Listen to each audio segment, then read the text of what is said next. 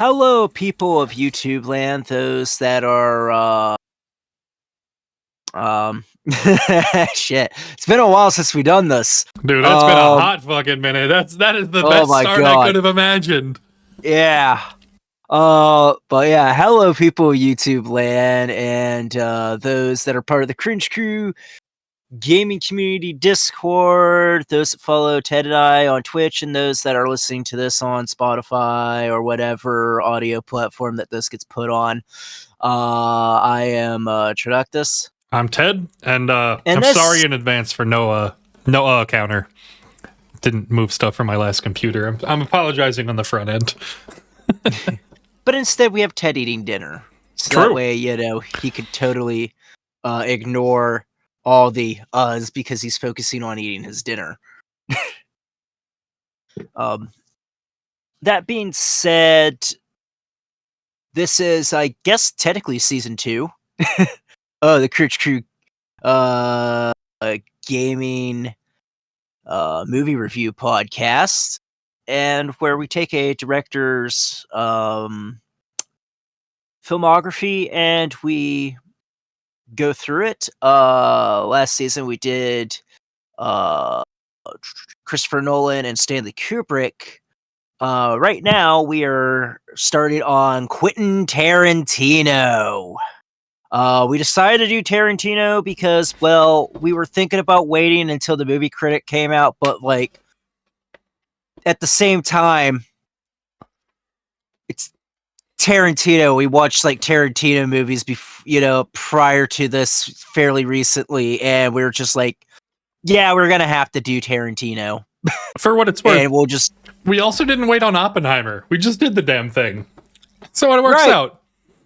Right, even though we have no idea when the movie critic's gonna come out, because it's not even fucking filmed yet.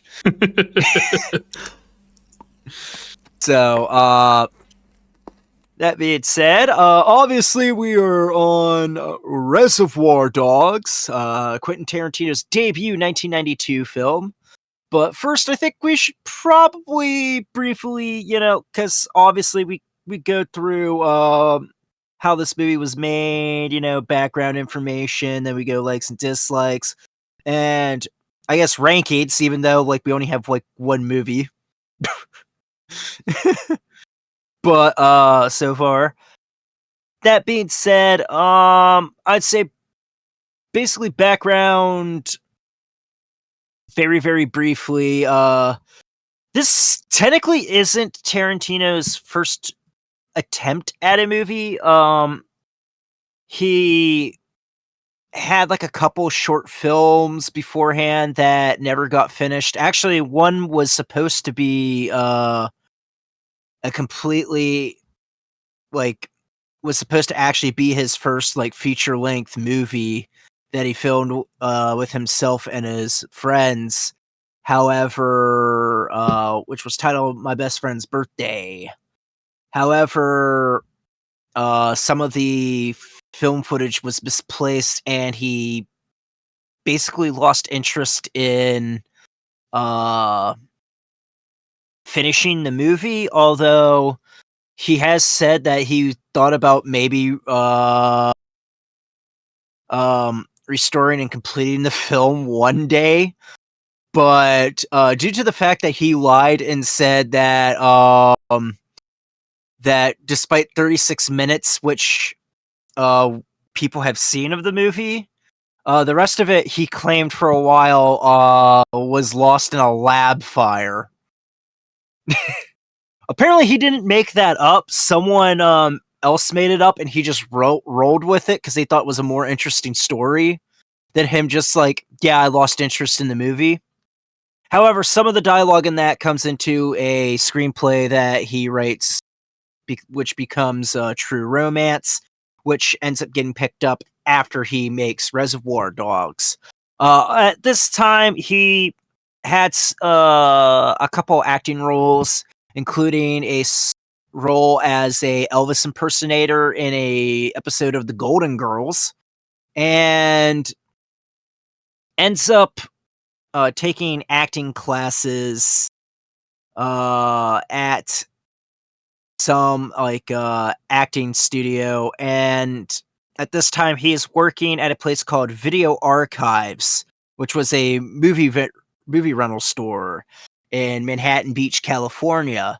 And him and this producer Lawrence Bender were basically going to make this movie with like Tarantino's friends and everything on a budget of $30,000, and it was going to be shot in 16mm black and white. However, Lawrence Bender gave the script to his acting teacher, whose wife ended up giving the script to Harvey Keitel. Harvey Keitel also plays Mr. White in this. He ends up liking it. Ellen co-signs as co-producer, and they end up raising $1.5 million. And through Keitel, they ended up getting funding for Tarantino and Bender to host casting sessions, where they ended up picking up Steve Buscemi, Michael Madsen, and Tim Roth, with Steve Buscemi being Mr. Pink, Michael Madsen as Mr. Blonde, whose real name is Vic Vega in the movie. Then we have Tim Roth as Freddie Neuendijk, who is Mr. Orange.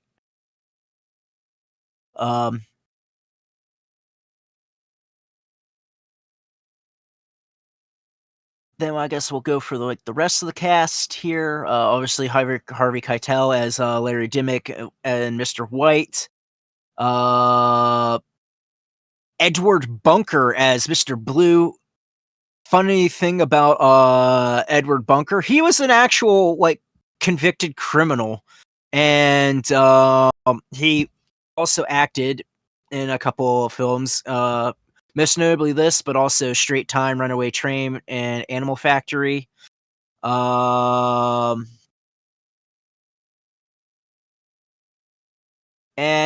he also the character Nate in the heist movie Heat, played by Ted's favorite actor, Jon Voight. Dude's a scumbag that can't fucking act. I hate that you caught me with a mouthful, but that dude is only good for being fucking oblivious and senile. But anyway, that character from Heat is actually based off of Edward Bunker. So we actually have a real criminal that actually was like in heist. Oh shit! Convicted of bank robbery, drug dealing, extortion, and armed robbery and forgery. Yeah, motherfucker learned. He took Tarantino's script. He's like, I can do this too. Obviously, Quentin Tarantino ends up playing Mr. Brown. Other people that are part of this, Chris Penn, who is the brother of Sean Penn, plays nice guy Eddie Calvert. And actor Lawrence Tierney plays the head of the entire team, Joe Cabot. Other people that are in this, Kurt Spaltz as Marvin Nash, Randy Brooks as Holdaway, which I assume is a cop. And then, oddly enough, as the DJ K-Billy, as the K-Billy TJ, we have stand-up comedian Stephen Wright, whose voice is shown throughout this. And before we get into like likes and dislikes on this, I just want to say that would easily catches me off guard, because I'm very familiar as a stand-up comedian, and yes, his delivery is exactly like that when he's telling jokes. If you were wondering, Ted. I thought his voice sounded kind of familiar, and I couldn't place it. I don't know that like Stephen Wright is the big aha moment, but it makes sense. Yeah, I mean, he has like one of the greatest jokes ever, which was I played poker with tarot cards. I had a full house and 5 people died. God damn it. Yeah. Amazing. But anyway, throughout this, apparently Viggo Mortensen, George Clooney, read for some of the roles. John Cryer of 2 Men and a Half fame auditioned for the role of Mr. Pink, but he backed out at the last minute. Tim Roth's agents originally wanted to play Mr. Pink or Mr. Blonde, but he ended up wanting to go with Mr. Orange because he was an English dude, because he would be an English actor pretending to be an American, playing a cop pretending to be a robber. Okay. Several things to break down there. The odds of John Cryer playing as Mr. Pink, this movie would have sucked. As much as I love this movie, this would have sucked with John Cryer. No, Tim Roth did a really good job. I think that was a really good casting, and I'm happy they had the vision to put him there. Yeah, I mean, this is definitely well cast. That being said, this film contains many homages. Tarantino himself said that he was influenced by Stanley Kubrick's 1956 film noir, The Killing. By quoting, saying, "I didn't go out of my way to do a ripoff of The Killing, but I think of this film as my killing, as it's my take of the heist movie." He also said he took inspirations of the 1952 film Kansas City Confidential. Also, movies such as The Big Combo, the spaghetti western Django, which definitely not foreshadowing to something later. And also got the idea of main characters having their colors due to seeing the movie Taking a Pelham 1, 2, 3, like the original 1974 one. And he also stated that the 1987 film City on Fire was a major influence on him.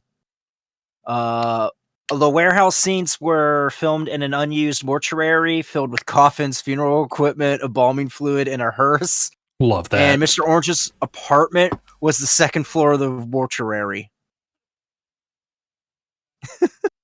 That's just fantastic, dude. Tarantino also stated that by the end of the first week of production, everybody hated Lawrence Tierney. Interesting. I don't see any reason of why on here, since I'm totally not just reading this off of Wikipedia, but that's hilarious. It's just hilarious how there's no context. It's just like Tarantino said that everybody hated Lawrence Tierney by the end of the first week of production. But anyway, Tarantino said that his decision to not film the diamond robbery was twofold, as in it was for budgetary reasons and also to keep the details of the heist ambiguous. By not showing the robbery and having the characters describe it, Tarantino explained the film allowed the film to be about other things, similar in a way. The burglary is not shown in Glenn Ross in its film adaptation. And stated that he compared the technique to the work of a novelist and said he wanted the film to be about something not seen and to play with a real time clock as opposed to a movie time clock. And with I forgot. Yes, other stuff for productions. Released January 21, 1992 at the Sundance Film Festival. In the United States, released October 9th, 1992, had a budget of $1.2 to $3 million and a box office return of $2.9 million. I mean, pretty good return on investment, all things considered. Yeah. And that being said, you with the plot. All right. So essentially, the plot of this movie is that there is a heist organized by Lawrence Tierney. He assembles this cast of characters who have never met each other. They go to steal diamonds from a diamond store, right? The heist goes sour, and they're trying to intermingle amongst each other to not only piece together what happened, but figure out who the rat is. It gives a little backstory. It watches the conflict between the characters. Relatively small scale, but honestly, very good story and a pretty solid linear or solid non-linear fashion of events to get that story through. That brings us to likes and dislikes, right? Yeah, I'll go with the likes. I like how that the non-linearness isn't confusing. You know, it's not like a Christopher Nolan film where it takes a little bit to get used to, like the non-linear fashion. With here, it's rather easy to follow. Yeah, absolutely. I think the order in which they present things is an order that makes a ton of sense. When they do backtracking on certain characters and they start to give you the backstory, it's because that character just got introduced and they're telling you how they got brought into the heist. I wholeheartedly agree. Good take.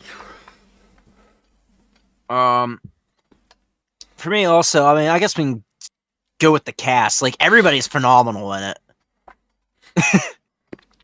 Yeah, for the most part, I don't have any major complaints about the cast. I think, especially for this being Tarantino's first experience, right? Like, at least in a professional setting, right? Like, which is crazy. It's fucking insane. Like, I can't break down enough like how stupid it is that you have that tier list of actors, your very first experience in Hollywood. It's pretty crazy. And by luck. By fucking luck. I literally thought like he literally had like he was a script writer and then they eventually had him. But no. He was just a guy that was taking acting classes and then had another friend that was taking acting classes that's just like, hey, why don't you see the script, Mr. Acting Teacher? Yeah, right. He literally went from fucking renting you movies at Blockbusters to directing Reservoir Dogs. Like that's fucking insane. But like genuinely to walk into that, right? Like even with the other directors we've watched for this series, right? The first effort, even if it's a good movie, it is not a successful cast, right? There are very few that we have seen that like have anybody even worth noting, to be completely honest. I mean, fuck, it took Kubrick what, like 3 movies? I mean, part of Kubrick's was the age, right? But like the idea that like we turn on this movie and the first person you get introduced to is Steve Buscemi, right? Who you've seen a million other times, right? Like it's incredible that that's the kind of caliber of actor you have literally from effort number 1. It's incredible.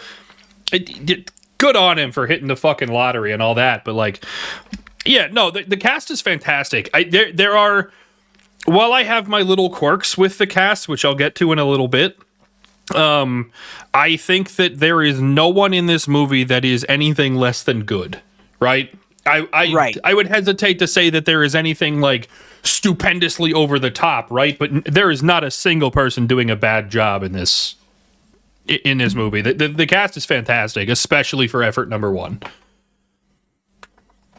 Yeah, and just kind of almost like, I know there's a few like mehs in it with like the story wise, as in like maybe some, I wouldn't say plot holes, but like stuff that are questionable, if that makes sense. But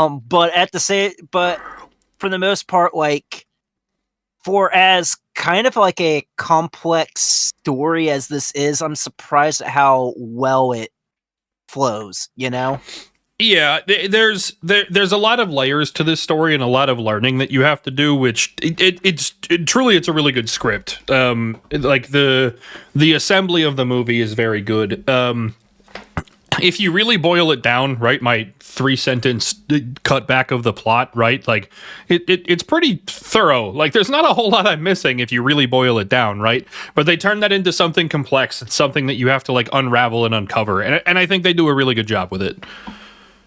And we are going to get into spoiler territory a little bit first, unless you want to go with like more likes. Yeah, I have a couple. I have more likes too. I just didn't want to be the only person talking. You're good. I very much appreciate the way that the important characters get humanized. Absolutely. The first time you watch this movie, I think it's very easy to say that the opening scene is unnecessary, right?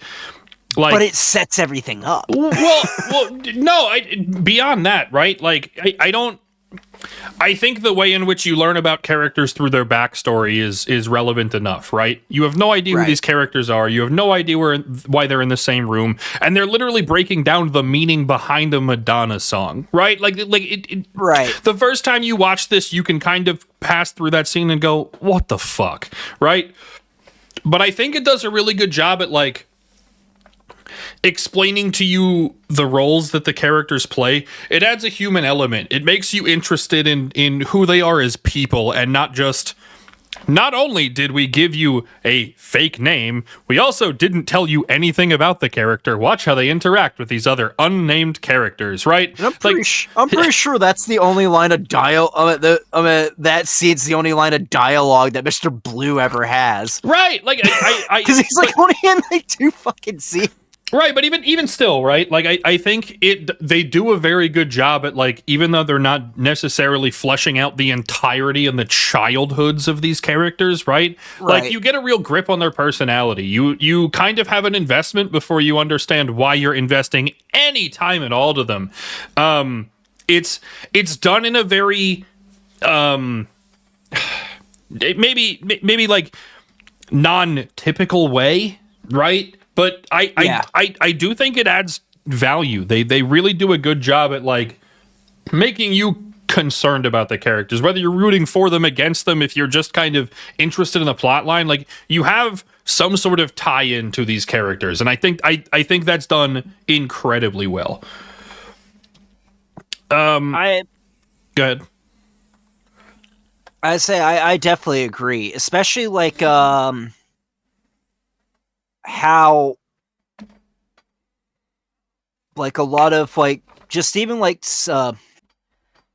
even without like the flashbacks or anything, you can kind of pick up how each character is, not even just from like just that first scene, but also like in other like little bits of dialogue with like different, scenes or how scenes are set up, such as like no, the perfect example is Mr. Pink, right? So there's several times where he's very thorough, very thoughtful, thinking about 18 steps ahead. And he uses the word professional, but I think it's more like in depth, right? In the idea that, no, don't tell me your name. Maybe we should leave because the cops could be swarming this place if there was a rat, right? Like he's 18 steps ahead. He's very thorough. He's a thinker, right? It comes the whole way through. And the way that they introduce that to you is not necessarily like post heist while they're in the warehouse, right? The first time they introduce that to you is a complex theory about why he doesn't tip wait staff, right? And like, yeah, obviously it identifies that he's shitty. Tip your fucking waiters, right? But like, but the idea that they like, all are. They all are shitty. But. Right, but like, here's this like 10-minute diatribe on why I don't tip wait staff. He's thought about it. He's put countless amount of effort into it because like that's who he is as a person, right? Like it identified Mr. White's another good example, right? Like there are several scenes that like would otherwise be very strange, but it shows the compassion, right? In that same introductory scene, it's the compassion about, don't you care about their families? Don't you care about their kids, their husbands, their wives, their whatever, right? Like you should tip your wait staff. But then it comes back later in the idea that like when is it Orange that gets shot? So he's like, yeah, no, we should care about Orange, right? We should find a way to get him help. We should call a doctor. We should take him to the hospital. I don't care if he knows my real name. I don't want to be responsible for somebody's death, right? Like that compassion follows that character through the whole movie. They do such a good job at like pinning character traits to these people in subtle enough ways that still gives you the consistency and that kind of like foreground for who that character is going to be in otherwise a seemingly meaningless scene.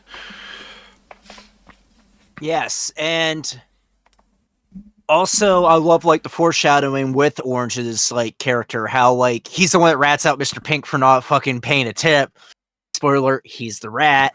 But there's also another scene that Ted actually pointed out that really foreshadowed that. Yeah, they're like it really shows the detail of this movie. It's been a long time since I've seen this movie, but I had kind of like I remembered that there was a rat that they identified themselves in the movie. I remembered how it happened, but I couldn't remember who it was, and I couldn't see past Tim Roth as being the guy in Lie to Me. To be completely honest, like I ignored his character in this movie because I was trying to figure out that he was from Lie to Me, but. In the scene where Mr. Pink and Mr. White are cleaning themselves up in the bathroom, right? Or in the whatever room that is, because it's technically not the bathroom. Anyway, there's three jugs or three sets of jugs on the counter, like literally right behind them. They're white and orange and pink. And it's the kind of thing that just like is basic set design, right? But also like, hey, this highlights the interaction about what's happening, right? Even if you don't necessarily recognize the foreshadowing in the moment, right? You can say it's, I don't know if allegorical is necessarily correct when it's within its own movie, but like, hey, orange is in the other room dying and the pink and white containers are there next to each other, right? Like, they do a good job at like being very considerate with the foreshadowing about like, hey, Yeah, it's not pink, it's not white, and orange is the only other color I can see. Orange must be the rat. It's not in your face like telling you this is going to happen like we've seen in some Christopher Nolan movies, right? But it's certainly like, hey, if you're really paying attention and trying to break it down from not the movie but the weird contexts in the background, like they do a pretty good job at it. Yeah, absolutely. I also like how certain honest that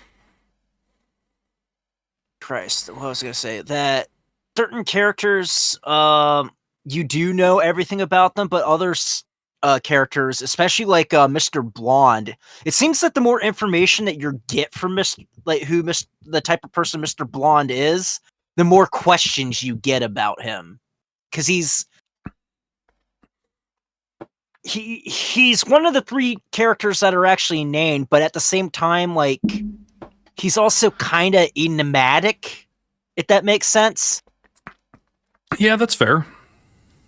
Because, like, how he's, when after the entire, like, Diamond Heist goes, like, shit,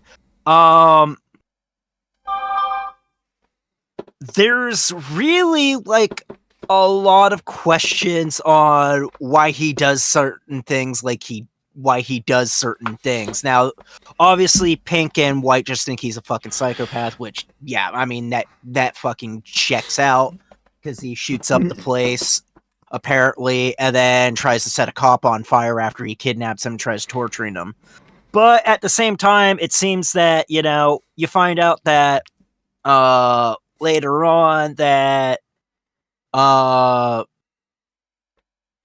the police officer does know more than, you know, that they capture, knows, you know, actually knows exactly who the rat is. So therefore, like, you're kind of given the benefit of the doubt that maybe Michael Madsen, like, you know, Mr. Blonde actually knew ahead of time anyway and just did, like, you know, it seems like there's like a rat in his mind. What he's doing is rational, which makes him a very scary person if you're going to, like, believe Mr. White, Mr. Pink, that he shoots up the place, and his like explanation for it was that they went for the alarm.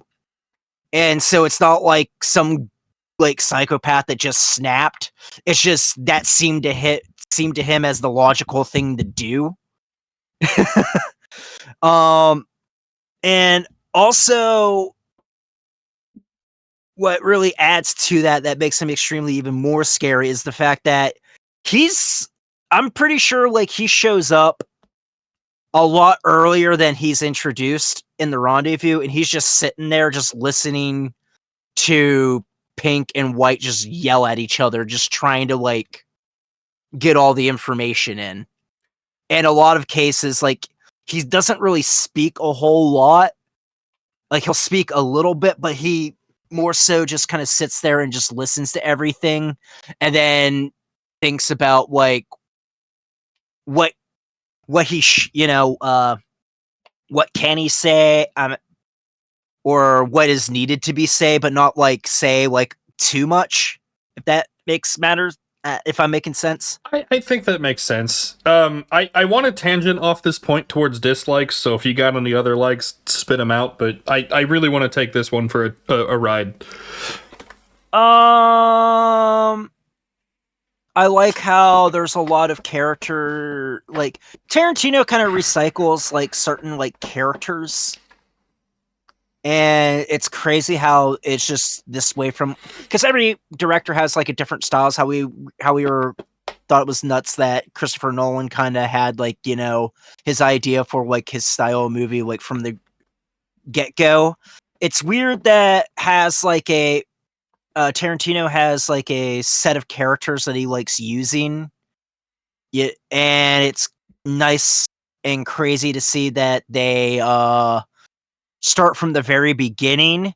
In some cases are played by the same actor. Like Michael Madsen has a habit of being like a very, very scary, enigmatic person that isn't that you know enough of him to be scared of him, but you don't know entirely everything. So therefore you question like his motives on anything. If that makes sense. I think that's fair. I think we'll break that down further in future movies. I really want to sit on Mr. Blonde here for a second. Right. Man, okay. I hear your point that he's kind of enigmatic and aloof, right? I don't find this character believable at all, right? Some of the ways we talked about yesterday after we watched the movie, right? Like the immediate gut reactions are that like, hey, I started shooting, which was seemingly the downfall of this heist, right? And also I abducted a cop and brought him to this safe house, right? And like, right. I think that makes him a very difficult character to trust. But Pink especially just goes, hey, you're insane enough that you can't be a bad guy, right? Like, I don't necessarily buy into it. Even with the way that Pink is very forward thinking and like 18 steps ahead, right? There's got to be a healthy amount of distrust there. The other part of it is that as you break it down further in the relationships between characters, right? Like, as Joe is recruiting these people because they're people that he trusts, right? Right.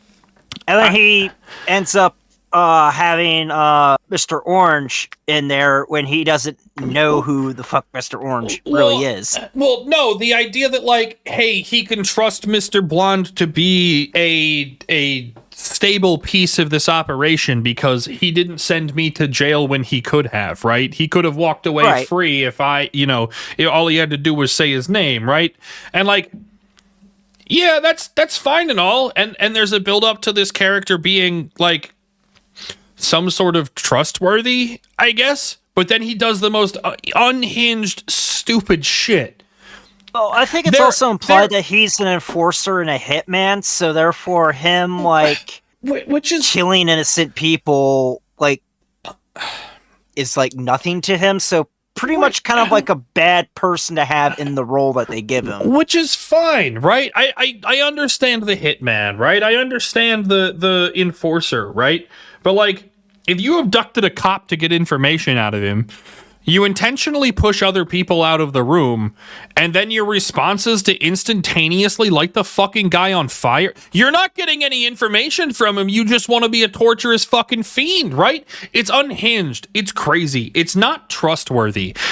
And for all of the backstory and the work they do towards these characters, right? The part that Mr. Blonde plays just does not fit anything they build him to be, and it drives me fucking nuts. That is true, because, like, when you get his backstory, and when he's, like, talking in his backstory, like, he's fine and normal. And then... right, and all he wants to do is work, right? And he just wants to be part of a team and commit to a job and get into heisting again, right? The first heist, it goes sour because he just starts fucking shooting civilians because they didn't listen to me. His words, not mine. And then he just decides to light a cop on fire after he abducted him instead of using him for information. He could have killed the cop on sight if he's just willing to fucking shoot anybody for no goddamn reason, right? Like, it's just... all of the things they build this character to be are not what he displays in the live moment. And that bothers the shit out of me. Yeah, I think there's a little bit more going in there. It just doesn't help that we don't see the heist, so we don't exactly know what's going on. But I do believe that there was another reason why he shot up the place. He's just not telling the actual fucking reason, because if you notice, there's 3 people that lie throughout this entire thing. That's Tim Roth, Joe, and Mr. Blonde. Because in the scene with Mr. Blonde, like, Mr. Blonde goes up to Eddie. He's like, yeah, your dad's saying that you're fucking up the business. Oh, and the dad's like, yeah. Of course they're joking and stuff, but like, that's not true. Like, they never had that conversation. Right. So therefore those three, you can't really trust from like their word, which is also makes me wonder, which, yes, I know that,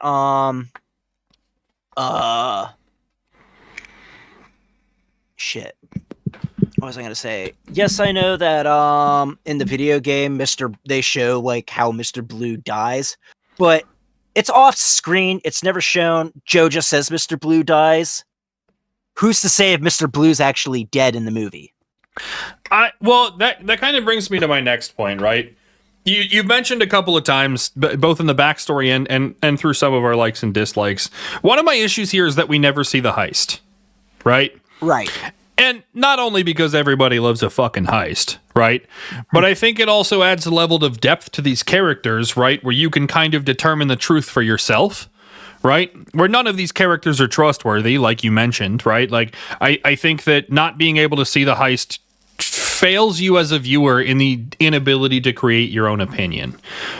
I also think that part of that comes down to the idea that, like you said, like, you have to assume that there's another reason that Mr. Blonde started shooting up the place, right? Like, right. But there's nothing that's within the parameters of the movie that would ever indicate that to you. You can extrapolate, Precisely. You can make that assumption, right? You can, like, really break down the dialogue and, I guess, get some insinuation, right? But there's nothing that ever tells you that, right? And, like, yeah, and you can't, and like I said before, you can't really rely on Mr. Pink and Mr. White, not just because all these characters are untrustworthy, but like, they're in the bank manager thing, so they didn't really like see anything that's going on. They just heard the gunshots came out and then saw, right. They don't know what started it. There's only two people that were in that part that were, supposed to like take care of the hostages and stuff, and that's Mr. Blonde and Mr. Blue, and neither of them are going to be fucking talking because Mr. Blue's not there, and then Mr. Blonde ain't really giving any fucking information. I think that's the other part to me that kind of bothers me with this movie, right? Is that, like, there are certain characters that get introduced to you that their only value is being devalued, right? Right. Like, this is a Mr. Blue's just there as a red herring, right? But as in, like, there's this a 6-man heist, right? They go through it both in the backstories, in the explanation of the heist, right? In the follow up as they're in the warehouse, right? Like, the whole thing just goes over the idea that it's a 6-man heist.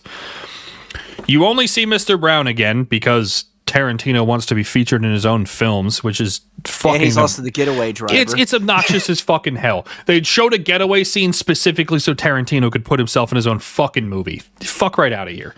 But also then Mr. Blue, they introduce in the diner in the opening scene, which, like, again, humanizes and characterizes the people that you're going to watch within this movie, and then there's nothing. There's no descriptor of his death. There's no backstory to him.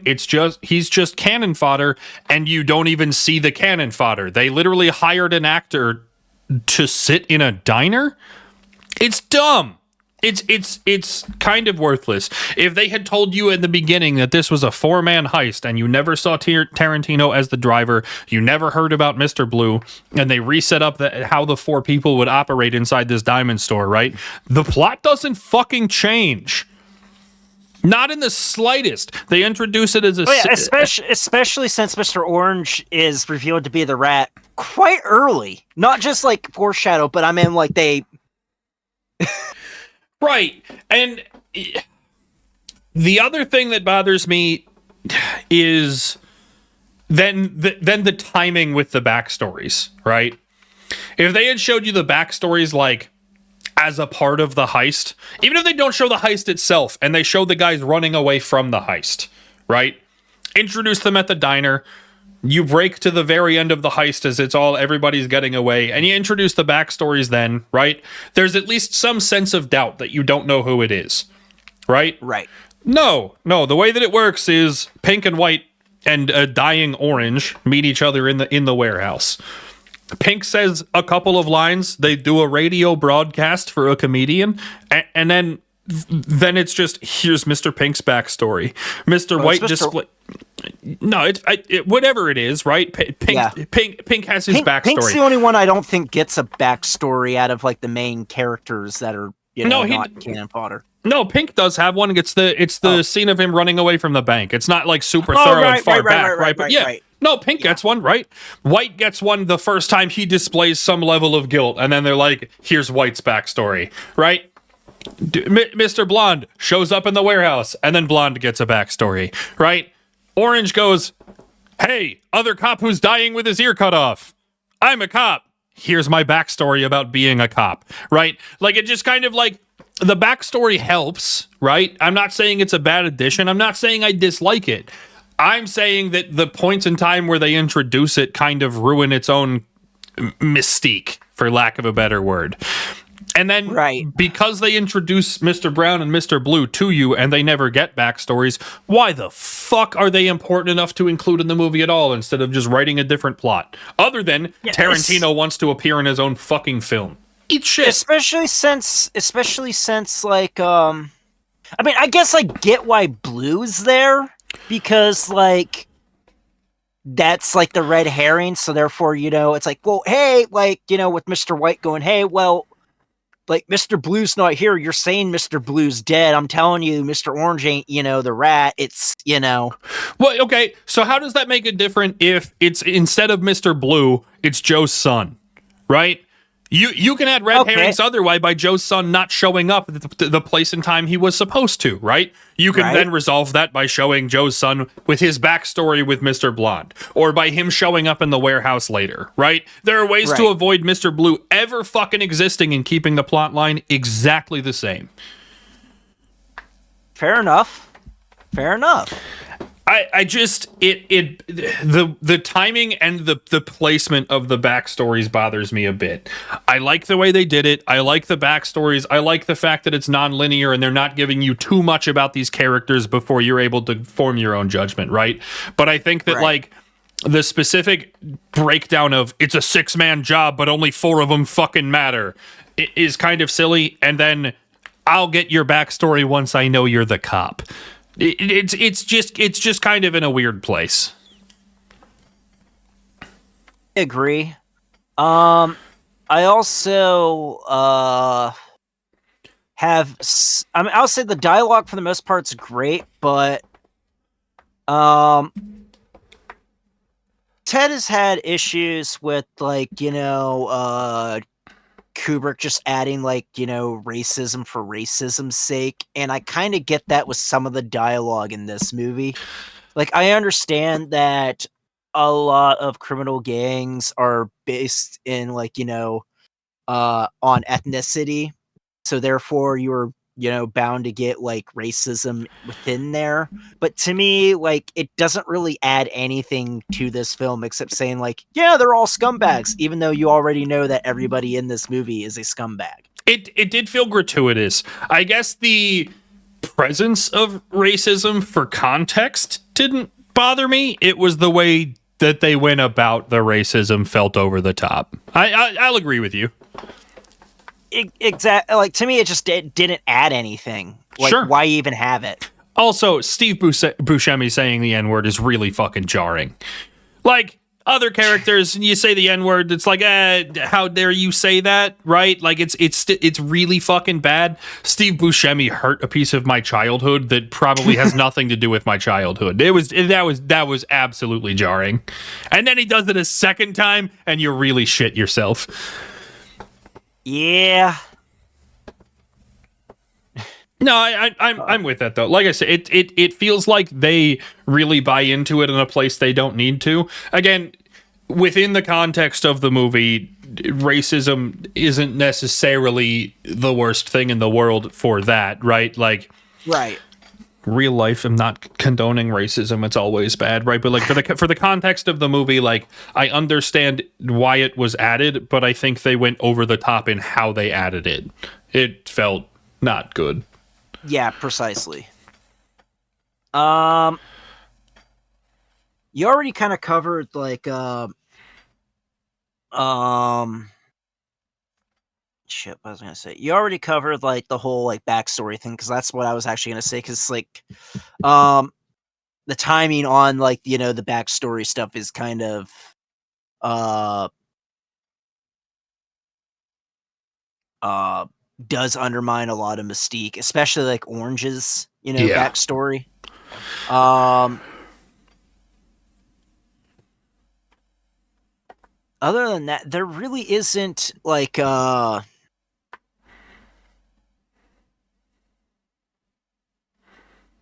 only thing I can really say that is like a dislike, even though I love like the Mexican standoff at the end. Um, if you're not really paying attention, it's real easy to miss like who shoots Eddie, Yeah. Joe's son. Yeah. Like I still don't know. I still can't remember if it's orange or white. I know it's not pink because Pink's It's hiding underneath the fucking stairs. it's white. It's white. Okay. He does make a turn and face him before they both just fall over together. But like if you're not really super paying attention, you're just like, who the fuck shot Eddie? you know? Yeah. Yeah. I think it's a decent way for the movie to end. Like it doesn't bother me necessarily, but it also isn't like the most thorough way to end an otherwise clever movie. Right. Also, even though it is iconic, Tarantino's like, talking about like a virgin, it's just sometimes when Tarantino puts himself in a movie, it's just like you're getting way into your part here. And it just We're gonna I cover don't this know. again when he puts himself in his own movie to have a foot fetish. I'm foreshadowing like 6 episodes into the future, but I'm telling you it's gonna happen. I'm gonna lose my fucking mind.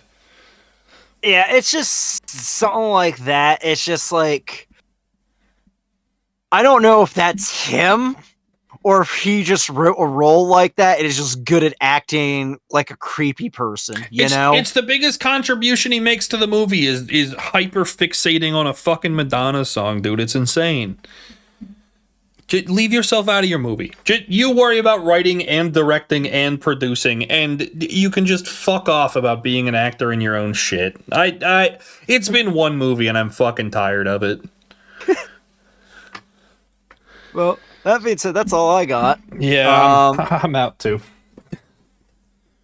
I mean, I'll say this. I do like the fact that we don't see the heist because it's nice to actually because you could try to picture everything in your head, so it is kind of a mystery, but at the same time, like, it'd be nice to actually, see the heist eventually.